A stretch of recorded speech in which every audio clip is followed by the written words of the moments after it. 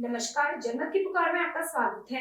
Mayor की voting से पहले अरविंद केजरीवाल ने अपने पार्षदों को दिया गुरु मंत्र। कोई कॉल आए तो रिकॉर्डिंग कर लेना, इसको एक्सपोज करेंगे।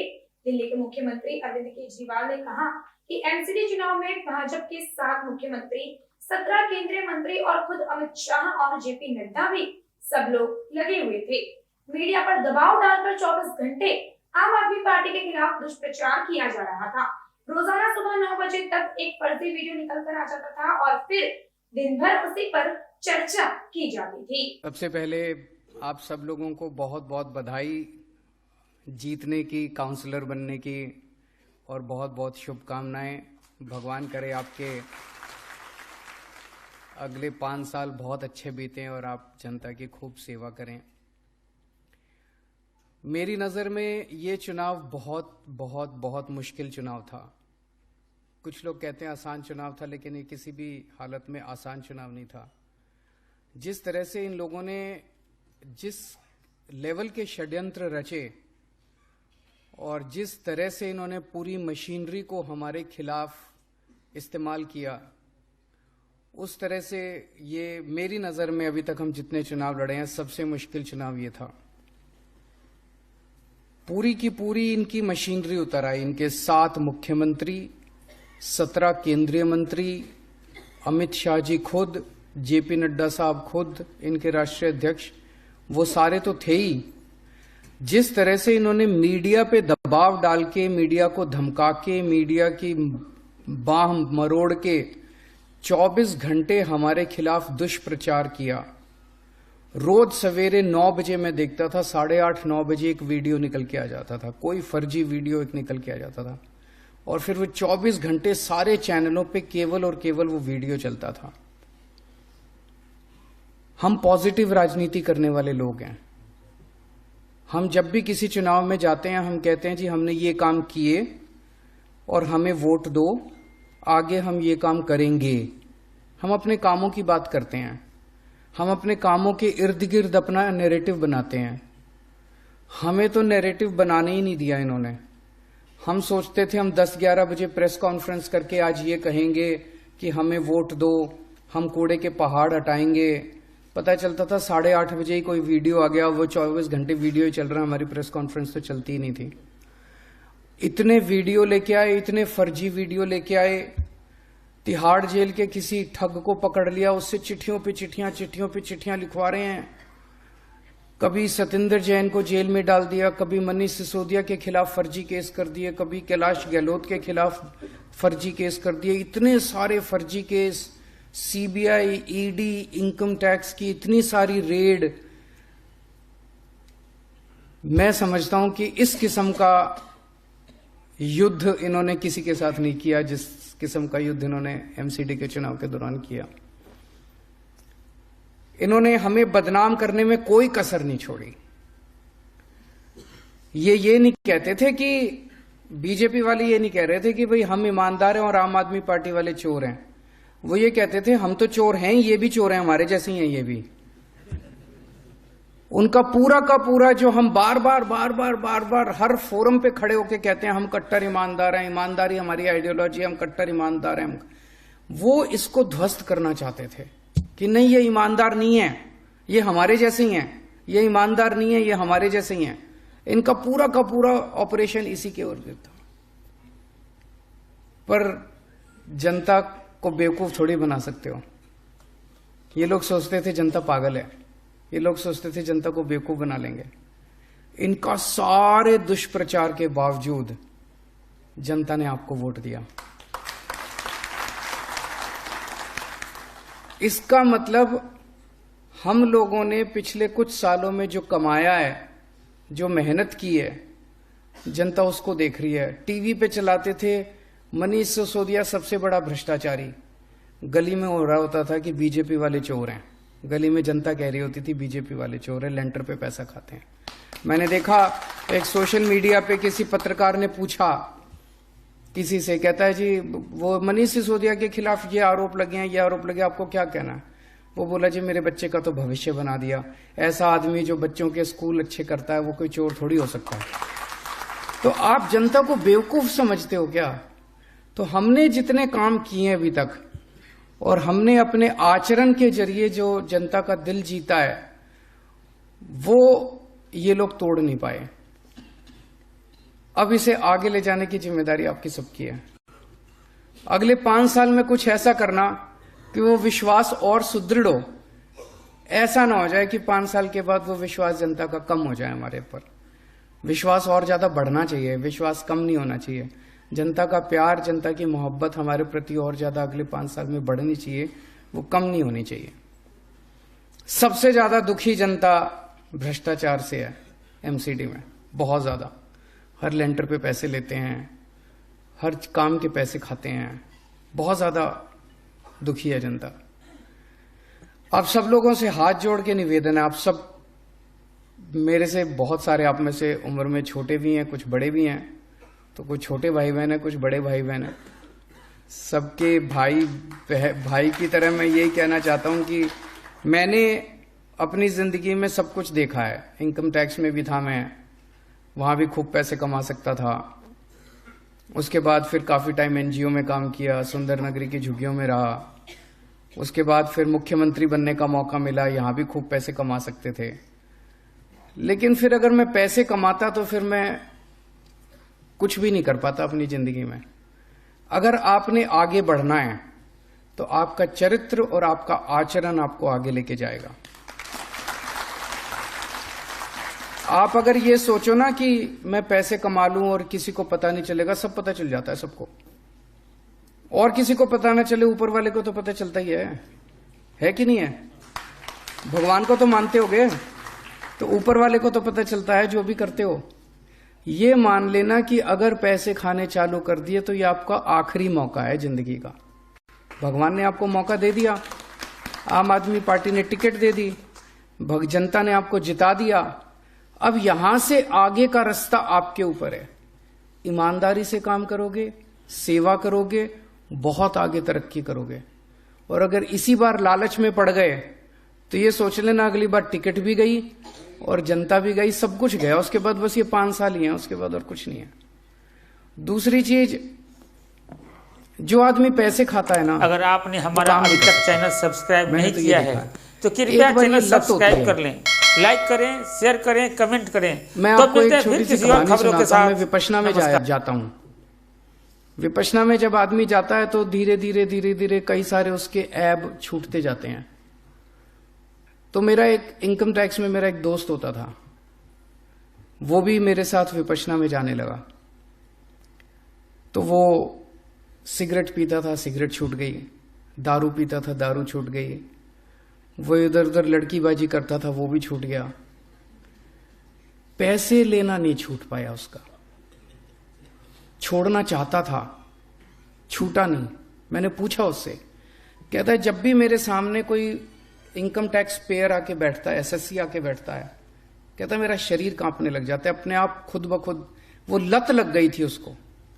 इतनी गंदी लत है ये पैसे की, इतनी गंदी लत है, ये छूटती नहीं है, बड़ी मुश्किल से छूटती है। इस लत को मत लगा लेना, नहीं तो बर्बाद हो जाओगे। आप भी बर्बाद होगे, आपके बच्चे भी बर्बाद होंगे। ये सीबीआई ईडी वाले तो बाद में आएंगे, वो तो बर्बाद करेंगे ही करेंगे, जेल भी जाना पड़ेगा, सब कुछ बर्बाद, इज्जत भी जाएगी, सब कुछ खराब होएगा, लेकिन आप भी बर्बाद हो जाओगे। और दूसरी तरफ अगर आपने ईमानदारी से काम किया, आज मनीष सिसोदिया ने, हमने, सब लोगों ने ईमानदारी से काम किया है, तो इतने बड़े षड्यंत्र के बावजूद भी कोई हमको बेईमान नहीं मान रहा। कह रहे हैं जी ये ईमानदार लोग हैं जी। और अगर आपने पैसे लेने चालू कर दिए तो इज्जत भी जाएगी, सब कुछ जाएगा। फिर जनता आपके साथ, कोई आपके साथ खड़ा नहीं होगा। और आपके परिवार वालों को जो दुर्गति होती है, आप तो की तो होगी, परिवार वालों की जो दुर्गति होती है वो बहुत ज्यादा होती है। और इसके काउंटर में अगर आपने ईमानदारी से काम किया तो उसका जो सुकून मिलता है, बहुत ज्यादा सुकून मिलता है, बहुत ज्यादा शांति मिलती है, जनता की इज्जत मिलती है, बहुत इज्जत मिलती है। आप बाहर निकलो, जनता इज्जत करती है। और आदमी जिंदगी में चाहता क्या है? आप जितने लोग यहां बैठे हो, कोई ऐसा नहीं है कि भाई किसी के घर खाने के लाले पड़े हों। भगवान ने आपको सबको ठीक ठाक दे रखा है। सब आप में से सब लोग इज्जत चाहते हैं कि मेरे को अब इज्जत और मिले, दुनिया की इज्जत मिले।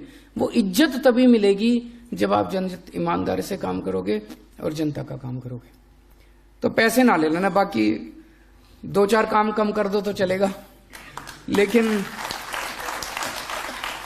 कहीं ऐसा ना हो कि इस बार हम बीजेपी के भ्रष्टाचार के खिलाफ लड़े हैं, कहीं ऐसा ना हो जाए अगली बार बीजेपी हमारे भ्रष्टाचार के खिलाफ लड़े चुनाव।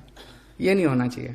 तो आप पे बहुत भरोसा है, जनता ने भी भरोसा किया, आम आदमी पार्टी ने भी भरोसा किया, आपको टिकट दी, चुनाव जीते आप लोग। और जो आज तक हमने कमाया आम आदमी पार्टी ने, इसको और आगे बढ़ाना है, इसको और विश्वास को, आपका काम पूरे देश में फैलना चाहिए, ये हमारा मकसद है।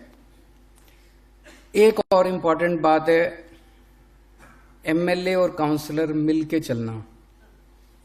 मैं कई सारे एमएलए से मिलता हूं, उनको ये डर होता है मेरी टिकट ना कट जाए। किसी की टिकट नहीं कट रही, चिंता ना करो। वो कहते थे शीला दीक्षित, एक कहावत है, शीला दीक्षित जानबूझ के चुनाव हारती थी एमसीडी के, ताकि दोनों, तो ये एमएलए को, कई एमएलए को ये डर रहता है कि मेरी टिकट ना कट जाए, काउंसलर बड़ा ना बन जाए। आप सबको पता है कि हम सर्वे पे देते हैं टिकट, एमएलए की टिकट भी सर्वे पे मिली, काउंसलर्स की टिकट भी सर्वे पे मिली। अगर दोनों बना के चलोगे तो काम 10 गुना बढ़ेगा, खूब काम होगा, पॉजिटिविटी फैलेगी, और पॉजिटिविटी फैलेगी तो अपने आप सर्वे में एमएलए का नाम आ जाएगा। और अगर आप लड़ाई करोगे तो एमएलए सोचेगा मैं इसके काम ना होने दूं, वो सोचेगा मैं एमएलए के काम ना होने दूं, ना तो एमएलए का सर्वे अच्छा आएगा और ना काउंसलर का सर्वे अच्छा आएगा, दोनों अपने हाथ काट लोगे। तो मेरा अपना ये थोड़ी सी स्ट्रेटजी है, भाई बना के चलो, दोनों बना के चलो। कई लोगों को ये है, मैं बात करता हूं एमएलए से, एमएलए कहते हैं जी इसने मेरे चुनाव में मेरे खिलाफ काम किया था। भूल जाओ, कोई बात नहीं, किया था। मेरे खिलाफ पता नहीं कितने लोग हैं जिन्होंने मेरे को काले झंडे दिखाए थे। मेरे खिलाफ कई लोग हैं जो 2020 के चुनाव में जिन्होंने मेरे पर पत्थर फेंके थे, उनको भी इस बार मैंने टिकटें दी हैं। हमें तो दिल्ली के 2 करोड़ लोगों को साथ लेके आना है, हमें लोगों को दुश्मन नहीं बनाना, दुश्मनियां खत्म करनी है, जितनी हैं भी वो भी खत्म करनी है। हमारी दुश्मनी है तो भ्रष्टाचार से है, हमारी दुश्मनी है तो कूड़े से है, हमारी दुश्मनी है तो समाज के कुरीतियों से है। जितने भी 2 करोड़ लोग हैं, जिन्होंने भी हमारे खिलाफ कभी जिंदगी में काम किया, उनको भी दोस्त बना लो, सबको दोस्त बना लो। अंत पंत में सारी बीजेपी को भी ज्वाइन कराएंगे एक दिन, चिंता ना करो, सारों को साथ लेके आएंगे, सबको, 2 करोड़ लोगों को सबको एक दिन आम आदमी पार्टी में ज्वाइन कराएंगे। तो ये सारा अपने मन से निकाल दो। कई लोगों के मन में इसने मेरे खिलाफ काम किया था, मैं जिंदगी भर इसका साथ, इसको नहीं, छोड़ दो। किया था, अब गले मिल लो, बस हो गया। अब आगे काम नहीं करेंगे, साथ मिलके काम करेंगे, पुराना खत्म। तो साथ मिलके काम करना है और सबके काम करने हैं। कई हम लोग ये सोचते हैं ये हमारी पार्टी का, इसने तो मेरे को, इस मोहल्ले ने तो मेरे को वोट ही नहीं दिया, इसको मैं क्यों वो करूं। आप ये मान के चलो कि जब हमारी सबसे पहले 28 सीट आई थी, हमको बहुत कम लोगों ने दिल्ली में वोट दिया, फिर अगली बार और ज्यादा दिया, फिर अगली बार और ज्यादा दिया। क्यों? हम धीरे धीरे इसको भी अपना बना लिया, इसको भी अपना बना लिया, व्यापारियों को भी अपना बना लिया। अगर हम ये सोचते थे ये तो हमारा वोट, ये तो हमें वोट नहीं देते, ये तो वोट नहीं, तो हम तो और कम होते जाते। अपने मन से ये निकाल दो कि इस मोहल्ले ने अगर वोट नहीं दिया तो सोचो इस बार तो इस मोहल्ले का वोट लेना ही है, उनके काम करने ही है। सबके काम करो, बीजेपी वालों के भी करो, कांग्रेस वालों के भी करो, और धीरे धीरे उनको पार्टी में शामिल करते जाओ। लड़ना किसी से नहीं है, पूरी विनम्रता के साथ हाथ जोड़ के आगे बढ़ना है, सबके काम करने हैं। और खासकर सफाई कर्मचारी बेचारा दोनों तीनों तरफ से पिसता है। जनता भी उसके पीछे पड़ी रहती है, उसको तनख्वाह भी टाइम पे नहीं देते। तो तनख्वाह अब टाइम पे दिलाएंगे, मैंने बोला है तनख्वाह टाइम पे दिलाएंगे। लेकिन उनको साथ लेके चलना, उनको दोस्त बनाना, उनको शादी ब्याह में मदद करना, शादी ब्याह में जाना, उनको अपना परिवार का हिस्सा बनाना, और उनको साथ लेके चलोगे। देखो वो बड़े इमोशनल लोग हैं, उनको साथ लेके चलोगे, वो आपका नाम ऊंचा करेंगे, आपका काम अच्छा करके दिखाएंगे। और लास्ट में एक जो सबसे इंपॉर्टेंट चीज है, ये अब आप लोगों को खरीदने की कोशिश करेंगे। ऑलरेडी फोन आने चालू हो गए हैं, कुछ लोगों के पास फोन आए हैं, किसी को कह रहे हैं 10 लाख ले लो, किसी को कह रहे हैं 50 लाख ले लो, हमारे पक्ष में वोट डाल दो, हमारे मुझे पूरी उम्मीद है आप में से कोई नहीं बिकने वाला, एक एक आप में से हीरा है, मेरे को पूरी उम्मीद है। लेकिन इनको एक्सपोज करना भी जरूरी है। तो अपने अपने फोन रिकॉर्डिंग पे लगा लो, जो भी फोन आए रिकॉर्ड हो जाएगा, तो रिकॉर्डिंग पे लगा लो, रिकॉर्ड कर लेना। और अगर कोई आके मिले तो धीरे से अपना फोन की रिकॉर्डिंग ऑन कर देना, चाहे ऑडियो रिकॉर्डिंग ही ऑन कर लेना, इनको रिकॉर्ड कर लो, इनको एक्सपोज करना। तेलंगाना का देखा था आप लोगों ने, तेलंगाना में किस तरह से एमएलए खरीदने गए थे, देखी थी आप लोगों ने, वो वीडियो आई थी। उसमें ये भी कह रहे थे दिल्ली के हमने 40 एमएलए खरीद लिए, तो 100 करोड़ रुपए तेलंगाना के एमएलए, तेलंगाना की सरकार गिराने के, उन्होंने रिकॉर्डिंग कर ली इनकी सारी, और ये फंस गए। और इसमें सारे बड़े बड़े नेताओं के नाम ले रहे थे। तो अगर कोई भी आए आपके पास, सबकी रिकॉर्डिंग कर लो और रिकॉर्डिंग करके इनको एक्सपोज करेंगे। इनकी कुरीतियां जनता के सामने लाना बहुत जरूरी है। और अगर किसी के पास भी फोन आए, कोई मिलने आए, तुरंत अपने कोऑर्डिनेटर को बता देना। अभी जो मनीष जी ने बताया, आतिशी, दुर्गेश, सौरभ, आदिल जो हैं, इनमें से जैसे ही आपके पास आपके एमएलएज भी हैं, अपने एमएलएज के भी संपर्क में रहना। और अगर कोई जरूरत पड़े तो इनको भी बता देना, अपने अपने एमएलए को बता देना या ऊपर बता देना, उनको जरूर बता देना, ताकि इसके ऊपर हम तुरंत एक्शन ले सकें। आप लोग सब लोग का अगले 5 साल खूब अच्छे बीते, आप लोग खूब एंजॉय करो काम करना, जनता के खूब आपको आशीर्वाद मिले, ऐसे मैं प्रभु से कामना करता हूं। बहुत बहुत शुक्रिया। बहुत बहुत धन्यवाद मुख्यमंत्री जी। अब कार्यक्रम समाप्त करने से पहले एक बार हम सब लोग खड़े होंगे नेशनल एंथम के लिए, और उसके बाद जो है कार्यक्रम समाप्त होगा। अगर आपने हमारा अभी तक चैनल सब्सक्राइब नहीं किया है तो कृपया चैनल सब्सक्राइब कर लें, लाइक करें, शेयर करें, कमेंट करें। तो मिलते हैं फिर किसी और खबरों के साथ। नमस्कार।